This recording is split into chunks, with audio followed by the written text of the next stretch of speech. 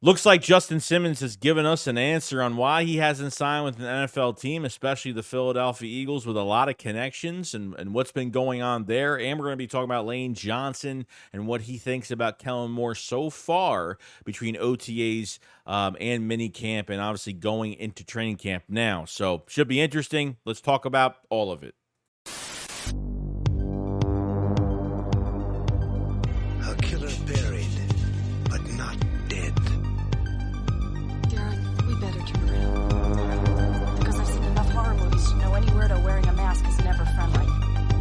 Yo, what's going on, guys? I hope everyone's having a fantastic day today. So we're going to go over some news for the Philadelphia Eagles. As usual, with training camp right around the corner, you got to question yourself. Howie Roseman is always making moves. He's always looking at the market. He's always seeing what's going on with trades. And I feel like the Eagles still have a couple moves up their sleeves before the season starts. Okay, they have 9 draft picks for next year in 2025. And we're here to talk about Justin Simmons. And Justin Simmons has been, I guess, a rumored player to always come to Philadelphia, obviously with the Vic Fangio connection. Vic Fangio was the head coach of the Denver Broncos. And there's always been speculation before free agency, during free agency, even post draft, even really before the draft. And, depending on who we drafted, were they still going to go after Justin Simmons? Why hasn't he signed with any teams yet? So that's really been the biggest question. He's said some great things about Vic Fangio, that that Philly got one heck of a coach, that he's going to do a really good job in Philadelphia, which is a great thing. And it really wouldn't shock me if Justin Simmons was that interested to come to Philadelphia. But the interesting thing is, are the Eagles, do they have enough interest back? Okay. Why Justin Simmons hasn't signed with any team yet as of right now is that, as a veteran player at 31 years old, this guy missed 2 games last year. I think he missed 5 games the year before that. He doesn't see his family enough. He's, when you're away from your family a lot at times. He's spending more quality time and obviously keeping himself ready and prepared and in shape just to make sure that, when he gets the call, and we don't know if he's taking any, maybe he's just waiting until closer to the season. Maybe by preseason he'll sign with a team or something like that. So this really comes down to Howie Roseman, and this comes down to, does this make any sense going forward? Because when I think of the safety position, I think it's great. I just think the depth is very bad. There's really nothing much there behind Chauncey Gardner-Johnson, Reed Blankenship. You guys know how I feel about Reed. And I feel like these guys need competition. Like, Chauncey's obviously going to be starting, but Reed, I think, needs competition. And there's really nothing back. I don't even know who else is really going to be there. I mean, Sidney Brown, we don't know if he's coming back yet. Good news. Hopefully he'll come back during training camp, right at the beginning. I don't know. Middle of training camp, maybe. Preseason, maybe. I don't know. So if Sidney Brown, just say he doesn't, he's not back until like the first game of the season, or at least active by the first game of the season, I honestly don't know who else they're going to put at safety right now. And obviously this really depends on Cooper DeJean as well, moving to that safety spot. He did not move to that safety spot. I don't think he moved to that safety spot during OTAs or mini camp. They've had him outside and inside at corner, and obviously I think that's going to be like the main reason why they don't go after a veteran guy on the backside like that. And yes, Chauncey is I would call him a veteran player at this point. And obviously Reed Blankenship is here in Philadelphia for this year, and and the Eagles did extend him on another year throughout the 2025 season. So Reed Blankenship is still long term for another year in Philadelphia. And that's really what it comes down to, because there's always, though, you have wide receiver 3, you have right guard, you have what's going on at cornerback with the James Bradbury situation, Isaiah Rodgers and how good he's doing, the noise he's making. And obviously that nickel position is pretty important too, because we really honestly don't know what's going to happen there as well, with Avonte Maddox being here, Tyler Hall, are they going to move? Are they going to, cross-train some of these corners? Because the Eagles are so deep at corner right now, they could cross-train someone to safety if they want. So there's a lot of different avenues they can go here. But let's just say, hey, you signed Justin Simmons to a 1-year deal. You're getting a great player. You're getting vocal leadership. He's a big vocal player. And honestly, on the back end, he's one of the best. So, because of his age and not going to get a lot of money, you're not expecting to sign him for for a lot of money. You want to make sure he has some, you want to make sure he has some guarantees, no doubt, to solidify the back end. But if Cooper DeJean doesn't move to safety, and if, the back end of safety competition-wise isn't there, because I honestly don't know. I don't want any position to be given to somebody on a silver platter, okay? I think very highly about Chauncey Gardner-Johnson. Reed Blankenship is really where I'm kind of looking at right now with his coverage ability really not being the best. Is he the best option? Could be a great number 3 safety for us. And as a role-playing safety for the Eagles, if he has to play games, and great. I have no problem with Reed even starting at some point. But, Vic Fangio needs to get the best at every position. The competition's got to be there at every single position. And I think safety is just subpar right now when it comes to depth and competition right behind that. So I keep talking about the competition because it's really not that good with Sidney Brown still being out. If Sidney Brown was coming back and he didn't have this injury last year, I would say we're more solidified and really build around these young guys and produce these young guys. I'm not saying the Eagles have to panic, make the panic move and go get Justin Simmons, and it might not make any sense, but this is just a report. I'm not saying it's going to happen. This is just a grain of salt that I'm just spreading around because I feel like, there is interest there. But obviously Justin Simmons isn't coming here to be a backup. This is why these veterans wait, especially veterans over 30.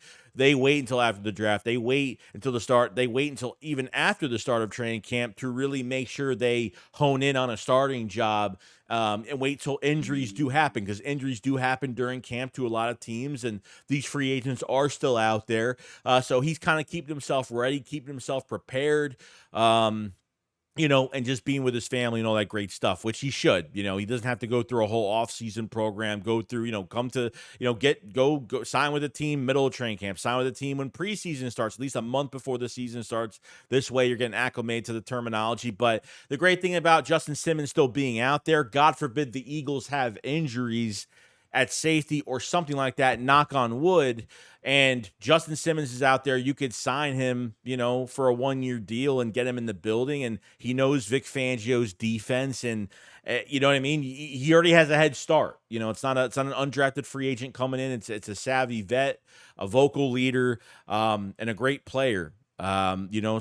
If anything happens, Justin Simmons is available, will be out there. And I think the signing would happen. I don't think it would take much for Howie Roseman to go after him. And I think we know Vic Fangio has a lot of pull with this defense, has 100% full control. Obviously, it will give Howie a lot of ideas, especially from the draft of who he really wanted, like Jalix Hunt, some of his hand-picked picks that he really wanted. But I think when it comes to free agents and that, good relationships with players, and knows a lot about the player in general. Vic Fangio was the head coach of that team, with Justin Simmons there. So I think it's a match made in heaven if the Eagles have injuries. If they feel like they need to add more competition, I don't know. There's, like I said, training camp hasn't started yet. We still have to wait, so I'm not trying to go over the line here and say we should sign him or anything like that, but he is there for the Eagles to go get, God forbid anything happens. You know what I mean? So he's taking his sweet time and doing his thing, and that's really all that matters going forward. Now, we're going to be talking about Lane Johnson's quotes on Kellen Moore. Now, quote unquote, he did say that Kellen brings a dynamic offense. His offense have put up a lot of points over the years, and obviously him as a player achieving what he achieved, just the right mind. Seeing that during OTAs, you could feel this guy knows what he's doing. And this was Lane Johnson's quote. So this is and then we've heard from the wide receivers, the running backs, the quarterback, Jalen Hurts, we've heard from a lot of players, but from the offensive line, what do they think of Kellen Moore going forward? We know that Jeff Stoutland is a really good offensive line coach, and they make you feel like family over there. And they'll take a bad offensive lineman and they'll take an undrafted free agent and make him partially a good backup guy that plays multiple positions. They'll take a good player and make him great. They'll take a great player and make him a Pro Bowler. That's what Jeff Stoutland does with these offensive linemen. Lane Johnson's been, here for a long time. And yes, we've seen Kellen Moore as an offensive coordinator for the Dallas Cowboys for, a few years. So, we know what he does and how he handles what he handles. And we've seen the behind the scenes of how Kellen Moore really operates with every position group. He's very smart. He micromanages, and he's going to set every player up to win. He's not ignoring a position. He loves using tight ends. There's going to be crossers and hot routes and pre-snap motion and just so many exciting things to really look forward to, especially for an offensive lineman to really, for players to say they feel excited, they feel like they're dealing with a guy that knows what he's doing is probably one of the most satisfying things to just hear from a player.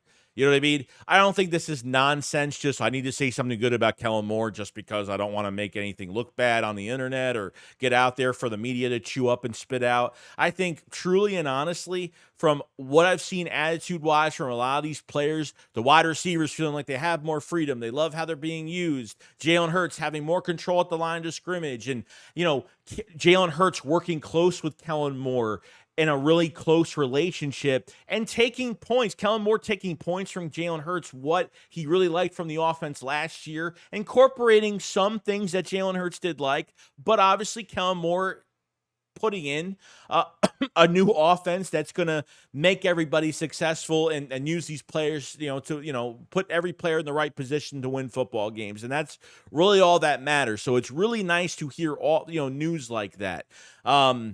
You're getting an X's and O's type guy. You're getting a guy that's not a rah-rah type coach, but you're getting a guy that's smart. And, he's not like a mute. He's not like a quiet, to him. He's got an attitude. He roots for his players. He's not that much of a mute like everyone thinks he is. But I feel really good about it. It just makes me want training camp to get close and closer and closer and really get into this thing and just see what it looks like. We have to remember too, during the offseason program, preseason games, we're not going to be shown everything on the field. He's not going to take out all his cards and put them out in preseason, because you still have a first game you're going to be playing in Brazil, and you don't want Green Bay to see too much and the rest of the league to see too much. So you kind of want to save that for later, and run some different plays and do some things. And I think the offensive linemen are going to be really happy with him. It sounds like, especially from a vet like Lane Johnson that's been here his whole career, it's a really good sign to know from the difference of Nick not knowing what he did, not knowing what he was doing last year, to now no scapegoats, no bullshit, just at least I know who has the control. The main thing to this whole situation, whether it's Vic Fangio or Kellen Moore, is that I know who to blame if this doesn't work. That's really all that matters. As long as I can point the finger at somebody and not be confused on who has the final say on these plays and who's game planning and who's doing this and who's doing that. Last year was a complete disaster. To find out middle of the season that Nick was game planning the whole time and then Brian Johnson became the scapegoat. Brian Johnson was literally just a body with a headset reading Nick's game plan and just choosing plays out of his ass during a game. There was no input from Brian Johnson last year. That's what everybody needs to realize going into this season. It's a night and day difference now. That now it's all on the coordinator. Now it's all on both coordinators and Vic Fangio and Kellen Moore. And I can't wait to see more of it. So let me know what you guys think about the Kellen Moore situation. As you hear more news about Kellen Moore, do you think he has more control? How do you feel about him in general, just from a play calling standpoint? And do you feel like the players are really starting to like what he's doing? And do you think the players are really believing in him, even before getting into full pads as of right now? And, let me know what you guys think about the Justin Simmons situation. Do you think the Eagles are able to sign him, God forbid, for injury? Or do you think they still would sign him if they want to bring more competition to the room and feel like, Justin Simmons, maybe they'll pair him up with Chauncey or something like that? And how you feel about Reed going forward? I understand I get mixed feelings on it, and I'm called this and that and names because everyone thinks I hate Reed Blankenship with a passion, but that's not the case. I just feel like there's no depth at safety with Sidney Brown not being there, and there's no competition. You're giving two spots. Chauncey's going to start, obviously, but I'm just saying in general, there's no competition there. So what do you do? I don't know, but I guess we'll see in the near future. If you guys haven't checked out the Philly Shakedown podcast merch, definitely check it out. We have sizes going up to 6XL. We have men's and women's sleeveless tees on these hot, humid days, which has been absolutely insane. Check that out. Youth t-shirts are out. multiple colors, white, black, Kelly green, you name it. And we have a big announcement come next week on a new release of not just one, but a multiple of merch coming out. And we're excited to kind of get this going at least by like the second week of training camp. And I hope you guys enjoy. We've been working really hard to get the merch going, and we're putting a lot of thought and mind with our artist, and he's been working his tail off for us, and been great. So link in the description for all the merch down there below. And yeah, let me know what you guys think. Comment below. I'll see you guys on the next one. Shakes, what up? File slide. Peace out, guys. Peace.